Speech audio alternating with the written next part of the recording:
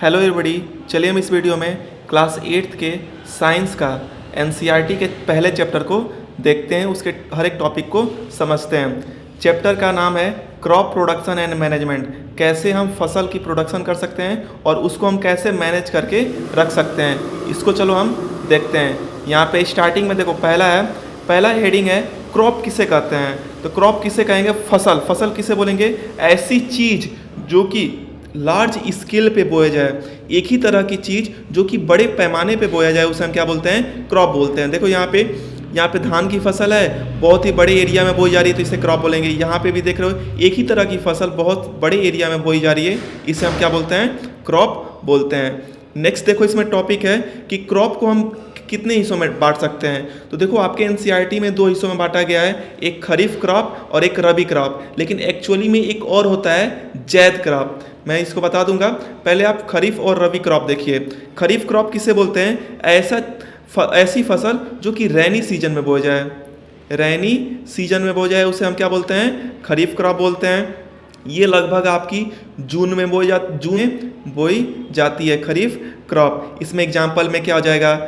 Paddy हो जाएगा, धान की फसल हो जाएगी, मेज हो जाएगी, सोयाबीन हो जाएगी। मैं आपको इसका नोट्स दे दूंगा, आप उसको नोट्स डाउनलोड करके लिख सकते हैं कि उसमें क्या क्या दिया हुआ है। अभी मैं आपको समझा दे रहा हूँ। ये कॉटन हो जाएगा, इसमें कॉटन भी बोई जाती है। फिर ग्राउंडनट बोया जाता है खरीफ क्रॉप में। कॉटन हो गया, ग्राउंडनट हो गया, मूंगफली का दाना जो हो गया, उसे हम बोलते हैं खरीफ क्रॉप में। वही आप देखेंगे जब रबी क्रॉप क्या होता है? ऐसी फसल जो कि विंटर सीजन में बोई जाए। कब बोया जाए? विंटर, ठंडी के सीजन में बोया जाए, उसे हम क्या बोलते हैं? रबी क्रॉप। जैसे अक्टूबर में बोया जाए और मार्च में उसको काटा जाता है, उसको हार्वेस्टिंग की जाती है, उसे हम क्या बोलते हैं? इसे हम रबी क्रॉप बोलते हैं। जैसे कि आपकी हो जाएगी एग्जाम्पल में, इसमें वीट, गेहूं की फसल हो जाएगी। रबी क्रॉप में एग्जाम्पल क्या हो जाएगी? गेहूं की फसल, वीट हो जाएगी, आपकी ग्राम हो जाएगी, चन्ना हो जाएगा, पी हो जाएगा, सरसों की फसल हो जाएगी, मस्टर्ड हो जाएगी। तो ये सब चीज़ आपकी क्या होती है? आपका रबी क्रॉप है। और वही तीसरा होता है जैद क्रॉप। जैद क्रॉप जैसे रबी क्रॉप और खरीफ क्रॉप के बीच में जो टाइमिंग होती है, 3 महीने की गैप होती है, उसमें हम जैद क्रॉप बोल देते हैं। जैसे इसमें सब्जी की फसल ज़्यादा होती है, सब्जी इन द सेंस आपकी वाटरमेलन हो गया, ककम्बर हो गया। तो ये सब चीज़ें आपकी क्या हो जाती है? जैद क्रॉप हो जाती है। नेक्स्ट आप इसमें देखेंगे कि basic practices of crop production. फसल को उगाने के लिए कौन कौन सी प्रैक्टिसेस करनी चाहिए?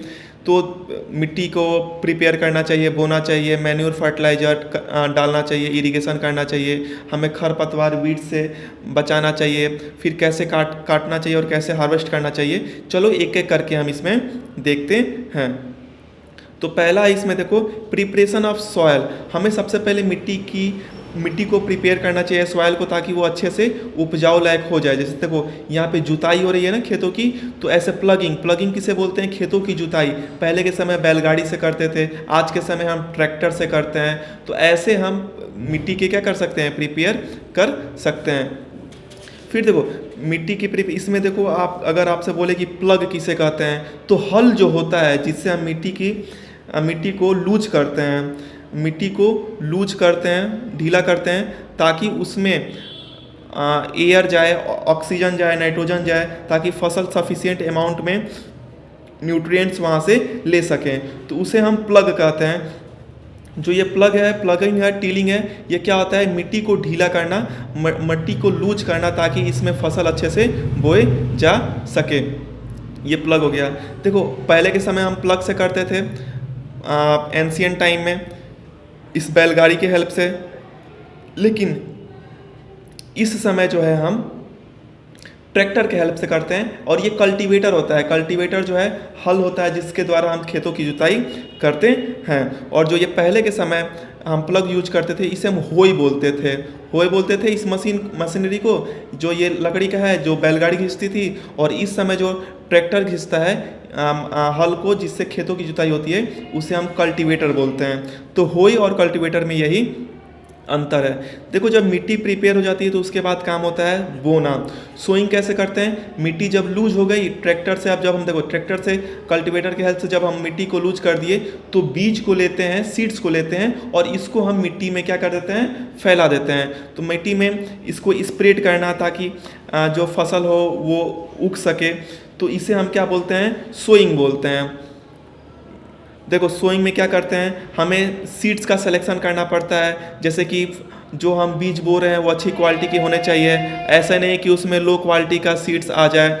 फिर देखो हम सीड जो सोइंग करते हैं, जो हम बोते हैं फसल को, जो बोते हैं जैसे हम बीज को छिड़कते हैं, तो उसमें दो तरीके के होते हैं। एक ट्रेडिशनल मेथड जो पहले के समय किया जाता था, पहले के समय में देखो ये बैलगाड़ी से खेतों को जोता जा रहा है और यहाँ पे कूपी लगाया गया है, फनल लगाया है, इसके द्वारा हम इसमें सीड डालते थे और जैसे जैसे ये बैल आगे जाते थे यहाँ पे आपका सीड्स जो है अंदर जाते थे और यहाँ पे सो होते थे, वहाँ पे सीड ग्रो होते थे। वही मॉडर्न टेक्निक में सीड ड्रिल के हेल्प से करते हैं, जैसे ट्रैक्टर हो गया, यहाँ पे बीज डाल दिए और अपने से ये जुताई करती रहती है और सीड्स भी प्रॉपर गैप में टाइमिंग के हिसाब से यहाँ पे सीड क्या होते हैं, ग्रो होते रहते हैं। तो सोइंग जो है दो तरीके के, एक पहले ट्रेडिशनल तरीका, एक मॉडर्न टेक्निक जो है सीड ड्रिल के हेल्प से होता है। वही आप देखेंगे इसमें फर्टिलाइजर किसे बोलते हैं। अब देखो इसमें नेक्स्ट टॉपिक हो गया, पहले तो हम मिट्टी को तैयार किए, फिर उसमें सीडिंग किए, बोने वाला काम किए, फिर आपका आ गया कि हम कैसे मैन्यूर और फर्टिलाइज़र को ऐड कर सकते हैं। तो देखो फर्टिलाइज़र और मैन्यूर में क्या अंतर होता है। फर्टिलाइज़र ऐसी चीज़ होती है जिससे हम फैक्ट्री में बनाते हैं, जैसे इसमें नाइट्रोजन हो गया, पोटास हो गया, प्रॉपर अमाउंट में न्यूट्रिएंट्स होते हैं जो कि हम मिट्टी में डालते हैं, सॉइल में डालते हैं ताकि न्यूट्रिएंट्स उसमें जा सके, प्लांट्स क्रॉप में न्यूट्रिएंट्स जा सके। तो फर्टिलाइज़र ऐसी चीज़ होती है जो कि हम फैक्ट्री में बनाते हैं और प्लांट्स को या क्रॉप को देते हैं। वही मैन्यूर जो होता है ये नेचुरल होता है। मैन्यूर नेचुरल का मतलब जैसे गाय के गोबर से, भैंस के गोबर से, घरों में जो सब्जी के छिलके होते हैं, वेस्ट मटेरियल होता है वेजिटेबल्स के, उसको हम गड्ढे में फेंक देते हैं। वो 3-4 महीने में जब डिकम्पोज हो जाता है तो उसको जो हम मिट्टी में डालते हैं, खाद का काम करता है, उसे मैन्यूर कहते हैं। वही जब जो हम फैक्ट्री में बनाते हैं उसे हम फर्टिलाइज़र बोलते हैं। नेक्स्ट देखो इसमें है, नेक्स्ट है आपका इसमें कि इरिगेशन किसे बोलते हैं। देखो मैं यहाँ पे आपको समझाने का काम कर रहा हूँ हर एक टर्म को। इसका मैं आपका नोट्स दे दूंगा, आप टेलीग्राम चैनल से आप इसको डाउनलोड कर सकते हैं या मैं डिस्क्रिप्शन में उसमें दे दूंगा, आप वहाँ से उसको देख सकते हैं। मेरा यहाँ पे काम समझाना है। वही इसमें नेक्स्ट टॉपिक आप देखेंगे, नेक्स्ट है इसमें इरिगेशन। इरिगेशन किसे कहते हैं, जब हम खेतों में पानी की सप्लाई करते हैं, खेतों में जब हम वाटर की सप्लाई करते हैं प्रॉपर अमाउंट में, तो ताकि क्रॉप जो है प्रॉपर अमाउंट में पानी ले सके, उसे हम क्या करते हैं, इरिगेशन कहते हैं। इरिगेशन जो है पानी की सप्लाई होती है क्रॉप को हम पानी की सप्लाई करते हैं रेगुलर इंटरवल पे, उससे हम क्या बोलते हैं, इरिगेशन बोलते हैं। जैसे देखो अब इरिगेशन के कितने टेक्निक होते हैं, तो दो इसमें टेक्निक होती है।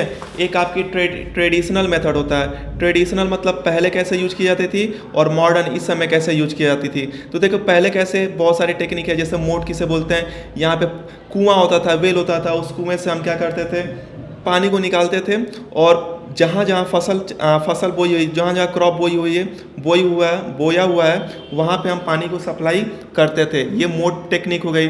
जैसे चैन पंप के द्वारा कैसे करते थे, यहाँ पे चैन लगा देते थे, फिर पानी की जैसे यहाँ पे आपकी पुली से निकलती है, यहाँ चैन के थ्रू पानी निकलती थी और इसको सप्लाई कर देते थे, पानी की सप्लाई आपके खेतों में चली जाती थी। तो ये चैन पंप मेथड था। ढेकली मेथड क्या था, इसको भी पानी निकालना, आपकी देखो ये डंडे के हिसाब से हेल्प से पानी निकालना और उसके बाद क्रॉप में पहुंचा देना पानी को, ये ढेकली मेथड था। फिर आपका यहाँ पे देखोगे राहत में आपका जो मेथड था, यहाँ भी आपको यहाँ पे पुली की हेल्प से कुएं से पानी निकाला जाता था और लेकिन यहाँ पे एनिमल जानवरों का हेल्प ही लिया जाता था पानी निकालने में। तो आप बेसिकली देखेंगे ट्रेडिशनल मेथड में कुएं का हर जगह हेल्प किया गया है ताकि हम पानी को निकालें और क्रॉप तक पहुँचाएँ, और इसका हेल्प में ह्यूमन बींग्स, इंसान की ज़रूरत पड़ती है और एनिमल की ज़रूरत पड़ती है। जबकि आज बहुत ही मॉडर्न टेक्नोलॉजी है, हम नए तरीके से इरिगेशन कर सकते हैं, जैसे कि स्प्रिंकलर इरिगेशन किसे बोलते हैं। स्प्रिंकलर इरिगेशन ऐसा होता है कि जैसे हम फुहारा टाइप का स्प्रिंकल करते हैं, जैसे ये पाइप ले गया है जहाँ जहाँ फसल है, ऊपर फुहारा टाइप का पानी को क्या कर दिए, स्प्रिंकल कर दिए, ताकि जो उसके रूट्स में पानी चले जाए सफिशिएंट अमाउंट में। तो ये देखो, ये दोनों क्यों किया गया, क्योंकि इसमें पानी वेस्ट बहुत ज़्यादा होता है। जैसे ये पानी गया, ये पूरे फील्ड में गया तो पानी हर जगह बहुत ज़्यादा चला जाता है, तो जितना पानी चाहिए नहीं उससे ज़्यादा पानी चला जाता है, पानी वेस्ट ज़्यादा होता है। वही स्प्रिंकलर में आप देखेंगे कि अपने हिसाब से जितना पानी चाहिए उतना ही हम इसको स्प्रिंकल करते हैं। फिर इसमें ड्रिप इरिगेशन हो गया।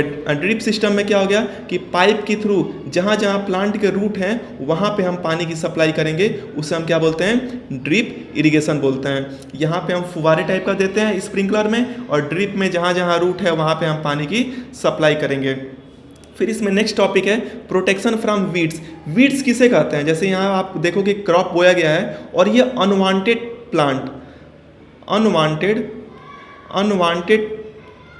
प्लांट ऐसे चीज़ जो कि फसल में ना चाहिए, उससे हम क्या बोलते हैं, वीड्स बोलते हैं। अब देखो, हर एक चीज़ को उगने के लिए प्रॉपर न्यूट्रिएंट्स चाहिए ज़मीन के लिए, तो इस क्रॉप को जो न्यूट्रिएंट्स चाहिए, ये न्यूट्रिएंट्स ये खरपतवार वीड्स ले लेते हैं, तो इसे हमें निकालना पड़ता है ताकि ये क्रॉप अच्छे से ग्रो हो सके। तो हम कैसे, हम इस खरपतवार जो है ये वीड्स से, हम इस ग्रास से हम कैसे बचा सकते हैं, यही हम देखते हैं इसमें।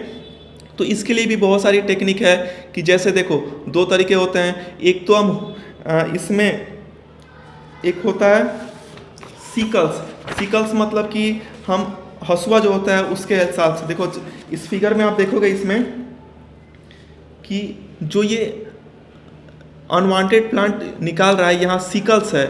इस जैसे गांव में इसको हसुआ बोलते हैं, जिसके हेल्प से हम इसको काट के निकाल सकते हैं। या फिर आप मॉडर्न टेक्निक में क्या कर सकते हैं कि वीडीसाइड, इस खरपतवार जो है ये घास को जलाने का जो हम इसमें पेस्ट डाल देते हैं और इसको स्प्रिंकल कर देते हैं, ताकि जो ये ग्रास जो है, ये वीड जो है, ये क्या हो, डैमेज हो जाए, नष्ट हो जाए और क्रॉप ज़्यादा बेनिफिशियल हो। तो इसको नष्ट करने की जो टेक्निक होती है हम उसे क्या बोलते हैं, वीडीसाइड्स।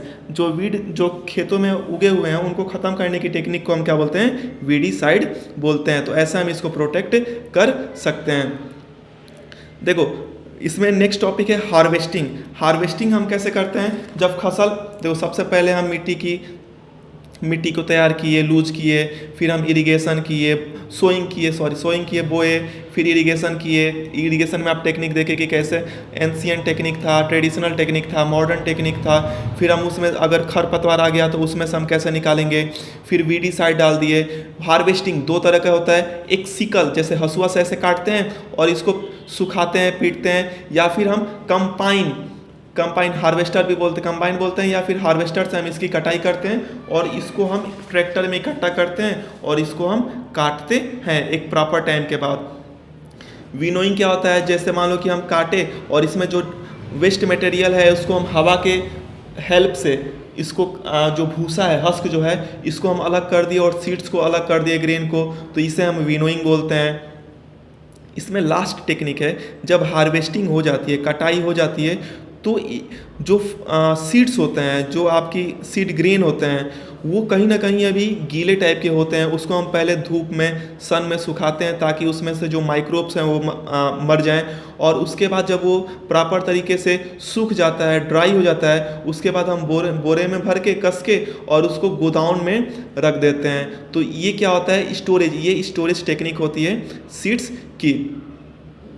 इसमें लास्ट में एक दिया है टॉपिक, एनिमल हस्बेंड्री किसे बोलते हैं। तो जब हम एनिमल्स का, पशुओं का हम पालन करते हैं प्रॉफिट के लिए, पैसों के लिए, जैसे दूध के लिए, मिल्क के लिए, या मीट के लिए, या फिर उनके बालों के लिए, तो ताकि हम उससे पैसा कमा सकें, उसे हम एनिमल हस्बेंड्री बोलते हैं। जैसे यहाँ पे देखेंगे कि गाय को बहुत ही लार्ज स्केल पे वो किया गया है, पाला गया है, ताकि इनसे हम दूध ले सकें, इनके हम गोबर से मैन्योर बना सकें, प्रॉफिट में बेच सकें, उसे हम एनिमल हस्बेंड्री। आजकल तो ये कॉमन है, जैसे मुर्गे होते हैं, हेन होते हैं, इनको हम लार्ज स्केल पे मुर्गी फार्म हम बनाते हैं ताकि हम उनसे मीट कंज्यूम कर सकें, बेच सकें और प्रॉफिट गेन कर सकें। तो इसे हम क्या बोलते हैं, एनिमल हस्बेंड्री बोलते हैं।